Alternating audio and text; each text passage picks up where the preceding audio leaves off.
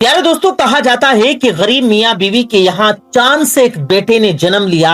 मियाँ बीवी दोनों खुशी से निहाल थे कि अल्लाह ने बेटे जैसी नेमत से नवाजा जो बड़ा होकर उनका सहारा बनेगा। अपनी बसात और ताकत से बढ़कर दोनों मियाँ बीवी की ख्वाहिश थी कि वो अपने बच्चे को खुशियां दें। मियाँ बीवी दोनों ने दिन रात मेहनत की ताकि बच्चे की परवरिश अच्छे तरीके से कर सकें। बाप जहां मजदूरी करता था, वहीं माँ भी घर घर जाकर झाड़ू पोछा करती, लोगों के बर्तन धोती ताकि बेटे को दुनिया की तमाम सहूलतें मुहैया हों। मगर दोस्तों, किस्मत का कुछ और ही मंजूर था। कुदरत का लिखा भला कौन टाल सकता है। अभी उनके बेटे की उम्र 3 साल हुई थी कि बाप दुनिया से चल बसा। अब सारी जिम्मेदारियां अकेली माँ पर आ गई। खानदान वालों ने कई बार औरत से दूसरा निकाह करने की तरकीब दी। इस कब तक सब अकेले बर्दाश्त करती रहोगी, मगर वो हर बार ये कहकर टाल देती कि वो अकेली थोड़ी है, उसका बेटा है ना उसके साथ। इसलिए हर बार माँ की ममता आड़े आ जाती और वो दिल ही दिल में सोचती कि दूसरा निकाह करूंगी तो हो सकता है कि वो बंदा मेरे बच्चे को कबूल ना करे और मेरा बच्चा दर दर की ठोकरें ना खाए। इससे बेहतर है कि मैं मेहनत मजदूरी करके अपने बच्चे के साथ रहूं ताकि मेरे बच्चे का मुस्तकबिल रोशन हो। दोस्तों, शोहर के गुजर जाने के बाद उसे दुगना मोहब्बत करना पड़ती थी। पहले जहां वो 2 घरों में जाकर काम करती, अब उसे 4 घरों में जाकर काम करना पड़ता था। जिंदगी आगे बढ़ती गई, उसका बच्चा 5 साल की उम्र को पहुंच गया, मगर बदकिस्मती ने उसका साथ ना छोड़ा। उसका बच्चा जब एक दिन मोहल्ले के बच्चों के साथ खेल रहा था, तब एक बच्चे ने पत्थर से उसकी आंख फोड़ दी, जिसकी वजह से बच्चा हमेशा के लिए अपनी आंख खो बैठा। माँ का कलेजा उस दर्द से फट गया। वह डॉक्टर के पास बच्चे को लेकर गई ताकि उसके बच्चे की आंख वापस लौट आए, मगर हर तरफ से मायूसी का सामना हुआ। दिन रात अपने बच्चे के मुतालिक सोचकर रोती रहती कि ये बड़ा होकर एक आंख हो जाने पर अपनी हकीकी खुशियों से महरूम ना रह जाए, कहीं ये जिंदगी की दौड़ में एक आंख हो जाने की वजह से पीछे ना रह जाए। ये सोच सोचकर वो हलकान होती और दिन रात रोती रहती। तब किसी डॉक्टर के साथ मशवरे पर मालूम हुआ कि अगर कोई अपनी आंखें इस बच्चे को हदिया कर दे तो बच्चे की खोई हुई आंख वापस लाई जा सकती है। औरत ने दिल में सोचा, भला हम गरीबों को कौन आंख हदिया करेगा, क्यों ना मैं खुद ही अपने बच्चे को आंख गिफ्ट कर दूं। उसने डॉक्टर को अपने इरादे के मुतालिक आगाह किया, मगर अब ये मसला दरपेश था कि वो इलाज और ऑपरेशन का खर्चा बेचारी औरत ने लोगों से उधार लिया। अपने महल से दूर जाकर सड़कों चौराहों पर भीख मांगी। जहां काम करती थी वहां से एडवांस सैलरी ली और आखिरकार पैसे जमा करके बच्चे का ऑपरेशन करवाकर अपनी आंख अपने बच्चे को हदिया कर दी। ऑपरेशन होने के बावजूद बेचारी औरत ने मेहनत ना छोड़ी। बीमारी की हालत में भी मजदूरी करती, मगर अब एक आंख ना होने की वजह से लोगों ने उसे काम देना बंद कर दिया, क्योंकि अब वो झाड़ू पोछा ठीक तरह से नहीं कर पाती थी। इधर जिन लोगों से उधार लिया हुआ था वो भी हर वक्त सर खाते कि कब वापस करोगी। आखिरकार औरत ने गली मोहल्लों से उजरत पर कूड़ा करकट उठाना शुरू कर दिया और रोजी रोटी चलाने लगी। बच्चा भी वक्त के साथ बड़ा हो रहा था। उसे अच्छे स्कूल में दाखिल करवाया और खूब मेहनत करके अपना कर्जा भी उतारा। मगर बच्चा जब स्कूल से घर वापस आता तो माँ को जली कटी सुनाने लगता। माँ, सब बोलते हैं कि तेरी माँ कानी है, उसकी एक आंख है, तभी तो वो सड़कों और मोहल्लों से कूड़ा उठाती है, क्योंकि घर में कोई उसे एक आंख न होने की वजह से काम देने पर राजी नहीं। औरत ने मुस्कुराकर अपने बच्चे को जवाब दिया, बेटा, मेहनत में अजमत है और मेरी आंखें तो तू है ना। तू दिल छोटा मत कर, बस दिल लगाकर पढ़ाई कर। जब कल तू बड़ा अफसर बन जाएगा ना तो ये तमाम लोग तेरे पीछे होंगे। मगर कम अकल लड़का माँ की बात को न समझता और दिल दिल में उठता रहता। वक्त गुजरता गया, लड़के ने तालीम पूरी कर ली। माँ की मेहनत और दुआ से बड़ा ऑफिसर भी बन गया और पसंद की शादी भी कर ली। बीवी के आने के बाद घर के माहौल में तनाव बढ़ गया, क्योंकि उसकी बीवी उसकी माँ के साथ रहने को तैयार न थी। बीवी के कहने पर शहर में एक आलीशान घर भी लिया। बीवी के साथ उधर शिफ्ट हो गया। माँ को ये बोलकर पुराने घर में छोड़ दिया कि सारी उम्र तेरी वजह से मुझे शर्मिंदगी का सामना करना पड़ा है। माँ, अब मैं नहीं चाहता कि तेरी वजह से मेरी बीवी बच्चों को शर्मिंदगी उठानी पड़े। फिक्र न कर, हर महीने तुझे तेरी जरूरत का खर्चा भेजता रहूंगा। महीने में एक दफा तुझे मिलने भी आया करूंगा, पर तुझे साथ नहीं ले जा सकता। माँ, तुझे मेरी मजबूरी समझना होगी। माँ ने अपने आंसू अपनी आंखों से छुपाए और मुस्कुराकर बोली, पागल, दिल छोटा न कर, तेरी माँ हूँ, तमाम मजबूरियां समझती हूँ। खुदा तुझे खुश और आबाद रखे। या मेरी दुआएं तेरे साथ हैं।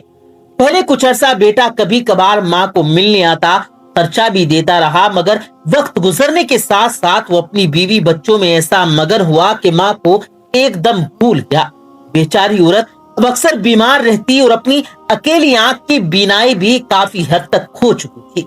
घर में फाकों की नौबत आन पहुंची। कभी कभार मोहल्ले वाले रहम खाकर कुछ न कुछ दे जाते थे।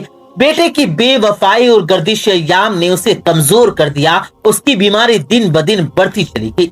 जब औरत को पता चला कि अब वक्त आखिर करीब है, तो तब उसने अपने बेटे को एक खत लिखा, मेरे दिल के टुकड़े, मेरे लखते जिगर, हो सकता है कि जब तुझे ये खत मिले तो तेरी माँ इस दुनिया में ना हो, मगर मेरे लाल, मेरी दुआएं हमेशा तेरे साथ रहेंगी।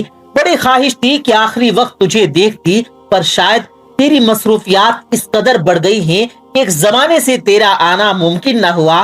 पर मैं इस बात पर खुश हूँ कि मैं तेरे साथ इस जहां में रहूं न रहूं, पर मेरी दी हुई आंख तेरे साथ हमेशा रहेगी।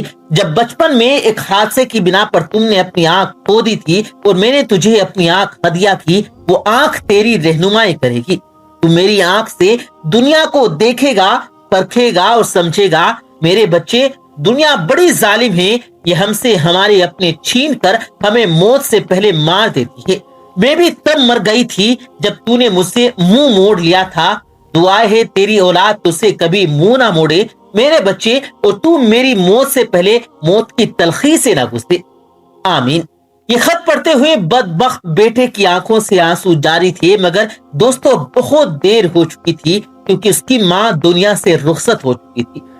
दोस्तों, एक शख्स ने आप सल्लल्लाहु अलैहि वसल्लम की खिदमत में हाजिर होकर कहा कि मैंने अपनी माँ को कंधे पर बिठाकर लंबा सफर तय करने के बाद हज कराया है, और वो भी इतनी गर्मी में कि अगर किसी पत्थर के ऊपर गोश्त का टुकड़ा रख दिया जाता तो वो जल भुन जाता।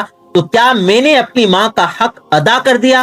तो रसूल करीम सल्लल्लाहु अलैहि वसल्लम ने इरशाद फरमाया कि तूने माँ की एक मुस्कुराहट का बदला भी न दिया। एक और जगह इरशाद फरमाया कि तू एक रात का हक अदा नहीं कर सका जब वो तेरे पेशाब के बिस्तर पर लेट जाती थी तो तुझे सूखे बिस्तर पर लिटा देती थी। तो दोस्तों, इससे माँ की अजमत, उसकी मोहब्बत का अंदाजा लगाया जा सकता है। माँ कितनी तकलीफों में होती है। बच्चे को पेट में उठाना, फिर दूध पिलाना, ये तमाम मुद्दत मिलाकर 30 महीने बनती हैं। वो माँ जिसने अपने जिस्म से तेरे जिस्म की तामीर की, अपने खून का एक एक कतरा सींच सींच कर तेरे जिस्म की तकमील की, अपनी तमाम ताकत तेरे नाम कर दी, अपना आराम, अपनी राहतें तुझ पर निसार की, अपना आराम तुझ पर कुर्बान किया, अपनी नींदें तुझ पर हराम की, अपना प्यार, अपनी शफकत, अपनी मोहब्बत और उल्फत। और तुझे क्या मालूम कि एक वक्त ऐसा था कि तू चल नहीं सकता था, वो तेरे पांव बन गई। तू पकड़ नहीं सकता था, वो तेरे हाथ बन गई। तू देख नहीं सकता था, तो वो तेरी आंखें बन गई। तू सुन नहीं सकता था, वो तेरे कान बन गई। तू बोल नहीं सकता था, वो तेरी जबान बन गई। तू समझ नहीं सकता था, वो तेरा शऊर बन गई। तेरी एक सिसकी पर वो मचल जाया करती थी, तेरे एक आंसू पर वो तड़प जाया करती थी।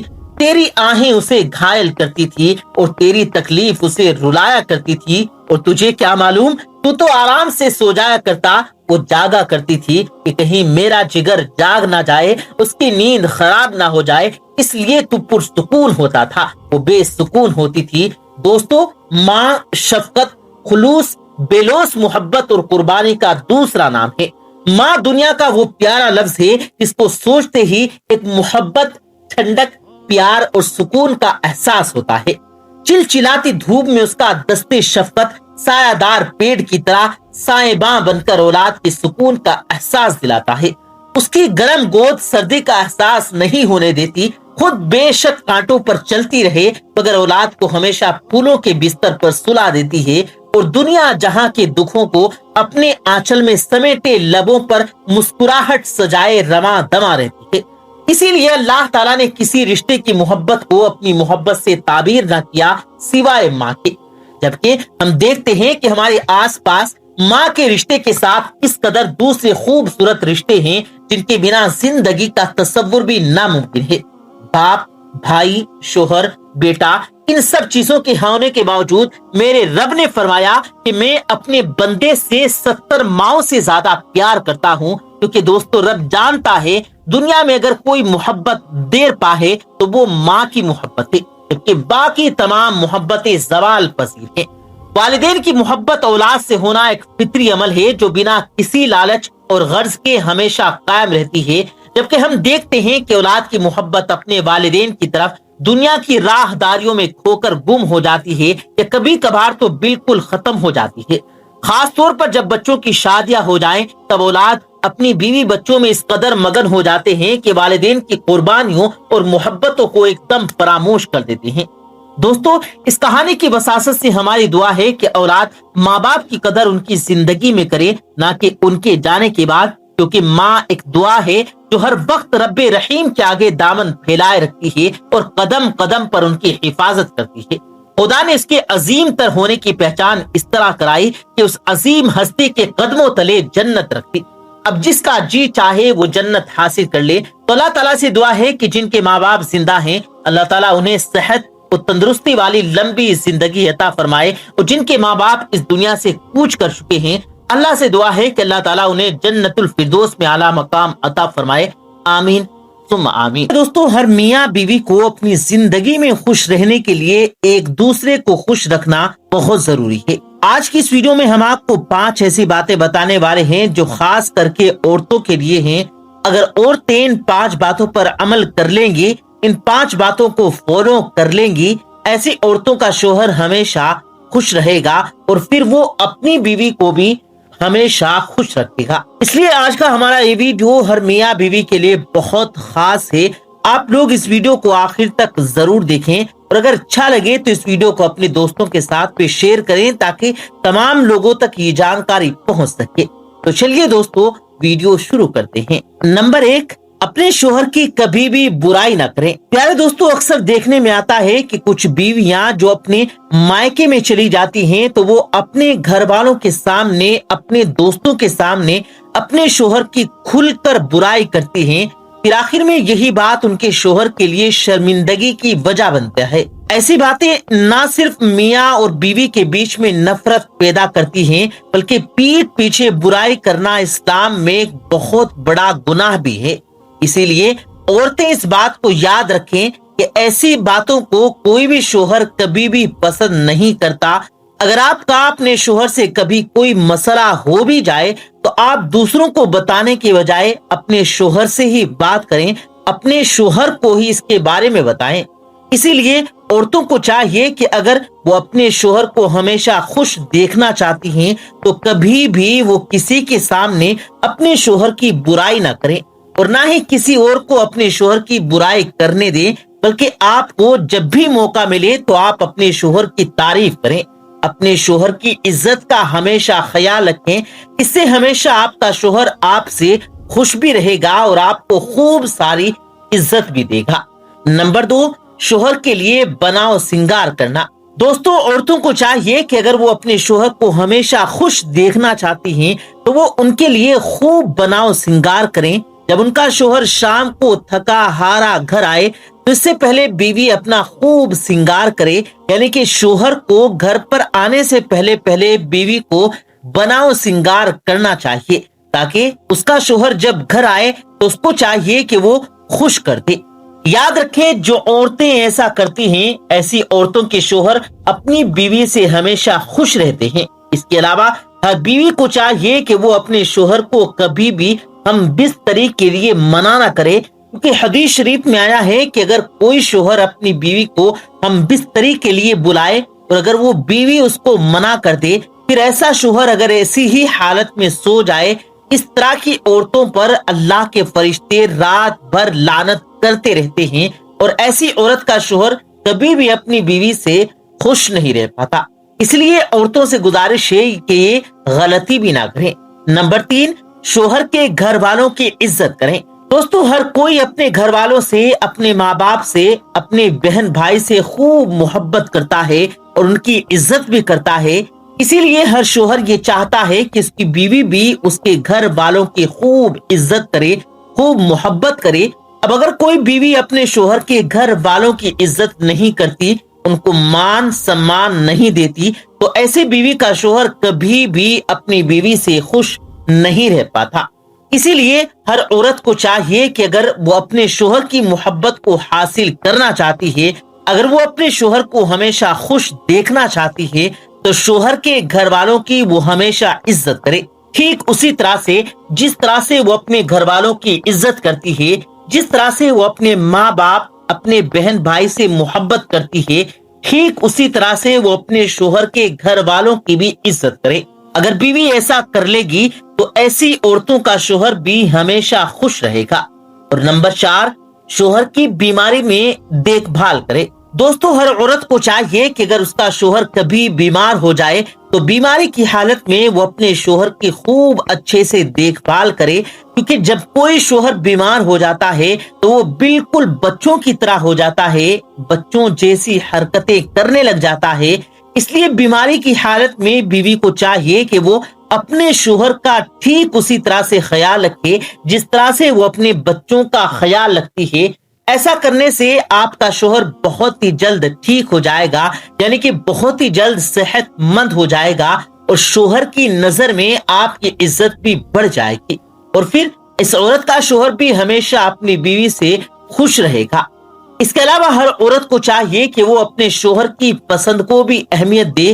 بیوی ایسے کام ضرور کرے جو اس کے شوہر کو بہت زیادہ پسند ہو، اس کی پسند کا کھانا بنائے، اس کی پسند کا کپڑا پہنے، یعنی کہ ہر کام میں بیوی اپنے شوہر کی پسند کا خیال رکھے۔ اس سے نہ صرف آپس میں محبت بڑھے گی بلکہ ایسا شوہر ہمیشہ اپنی بیوی سے خوش بھی رہے گا۔ نمبر 5، غیر مرد سے تعلقات نہ رکھے۔